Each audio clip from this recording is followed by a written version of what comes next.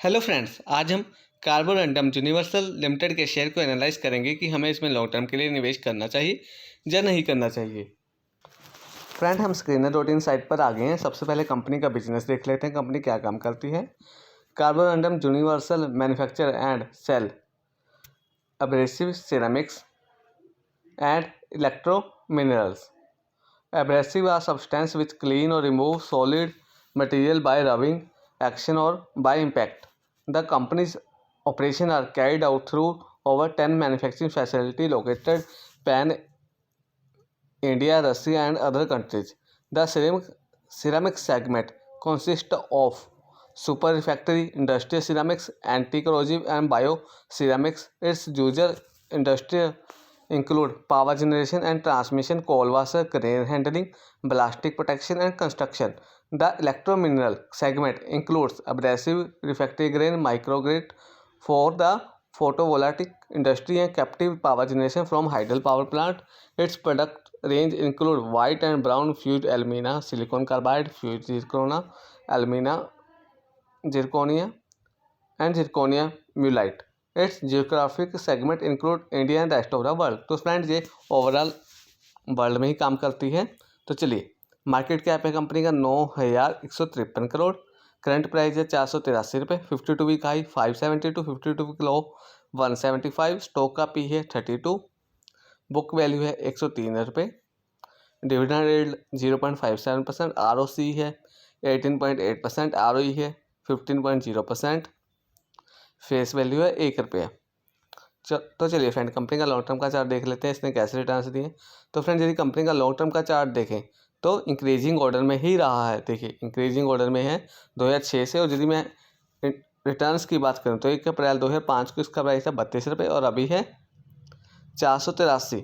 तो फ्रेंड, इसने अपनी शेयर होल्डर का रुपया अराउंड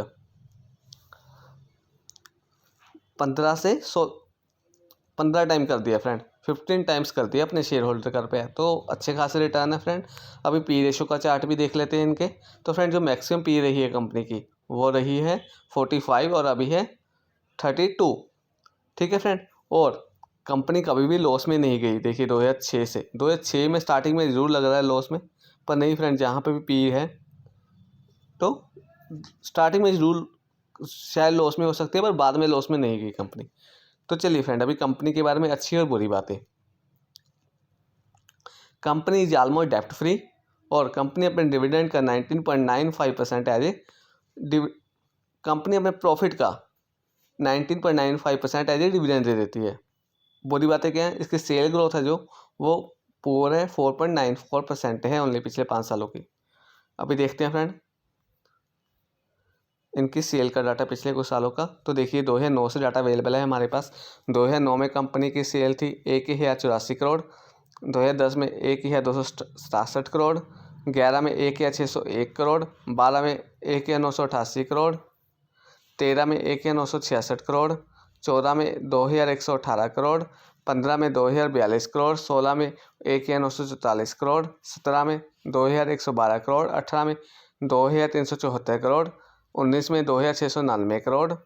20 में 2,599 करोड़ और पिछले 12 महीनों के 2,469 करोड़। तो फ्रेंड्स, यदि मैं सेल वाइज देखूं तो कंपनी की सेल 2009 से थोड़ी बहुत काफ़ी टाइम कांस्टेंट रही है। 2017 से बढ़नी स्टार्ट की है और अभी 2500 के अराउंड हो गई है। तो अराउंड 2.5 टाइम हो गई है अराउंड। तो फ्रेंड, ठीक ठाक ही बढ़ी है, वैसे ज़्यादा भी नहीं कह सकते हम बढ़ी है, ठीक ठाक ही बढ़ी है। ऑपरेटिंग मार्जिन 2009 में था 6%, 10 में 17%, 11 में 18%, 12 में 20%, 13 में 12%, 14 में 12%, 15 में 11%, 16 में 16%, 17 में 16%, 18 में 17%, 19 में 16%, 20 में 15% और पिछले 12 महीनों का 17%। तो फ्रेंड्स, यदि ऑपरेटिंग मार्जिन भी देखें तो ऑलमोस्ट कांस्टेंट ही रहा है, 15, 16, 17। और 2009 से काफ़ी बढ़ गया, 6% है उसके बाद। तो 15, 16, 17, 18 ही रहा है। तो ठीक ठाक है फ्रेंड। अर्निंग पर शेयर देखिए फ्रेंड, 2009 में 5 रुपये 56 पैसे, 10 में 5 रुपये 45 पैसे, 11 में 9 रुपये 14 पैसे, 12 में 11 रुपये 70 पैसे, 13 में 4 रुपये 89 पैसे, 14 में 4 रुपये 87 पैसे, 15 में 7 रुपये 5 पैसे, 16 में 7 रुपये 65 पैसे, 17 में 9 रुपये 27 पैसे, 18 में 11 रुपये 41 पैसे, 19 में 13 रुपये 9 पैसे, 20 में 84 रुपये 38 पैसे और पिछले 12 महीनों का 15 रुपये 10 पैसे। तो फ्रेंड यदि मैं अर्निंग पर शेयर देखूँ 2009 से अभी तक अराउंड 3 टाइम से भी कम बढ़ा है और पिछले 4-5 सालों में तो बढ़ने लगा है, पर पहले कांस्टेंट था फ्रेंड। 2013, 14 और फिर 15, 16, 17 में भी कांस्टेंट। तो चलिए फ्रेंड, यहाँ पे तो कम ही हो गया था, 9 से आ गया 11, 11 से फिर कम होने लगा। तो फ्रेंड यहाँ पर जब कम हुआ और फिर अभी थोड़ा थोड़ा बढ़ रहा है। तो चलिए यदि मैं 5 सालों की बात करूँ तो अर्निंग पर शेयर थोड़ा थोड़ा बढ़ रहा है हमारा, ठीक ठाक है। तो चलिए फ्रेंड, अभी हम मनी कंट्रोल ऐप पर चलते हैं और वहाँ पे इनका शेयर होल्डिंग पैटर्न और डेब्ट इक्विटी रेशो देखते हैं। तो देखिए फ्रेंड, हम मनी कंट्रोल ऐप पर आ गए हैं।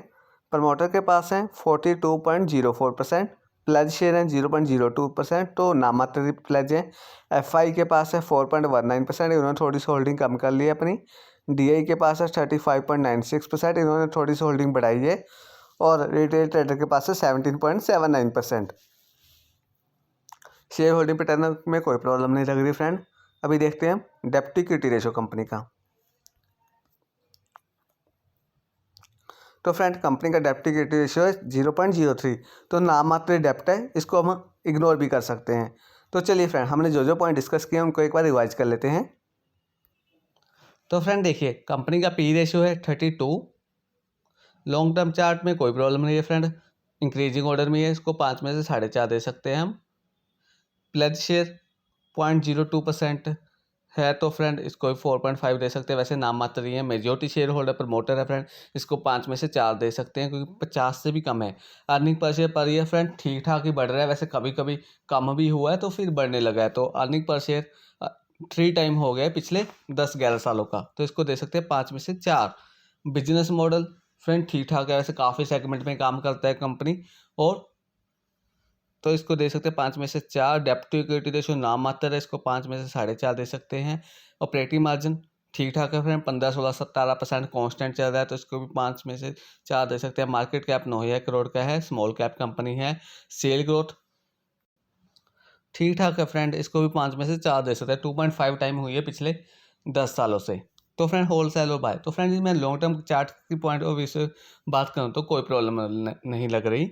और फ्रेंड मेजोरिटी शेयर होल्डर भी प्रमोटर है। अर्निंग पर शेयर में थोड़ी सी प्रॉब्लम लग रही है फ्रेंड, कभी बढ़ जाता है, कभी कम भी हुआ है, पर अभी 3-4 सालों के डाटा देखें तो ठीक ठाक है। अभी स्टॉक का पी है 32 और ऑल टाइम हाई पी है 45।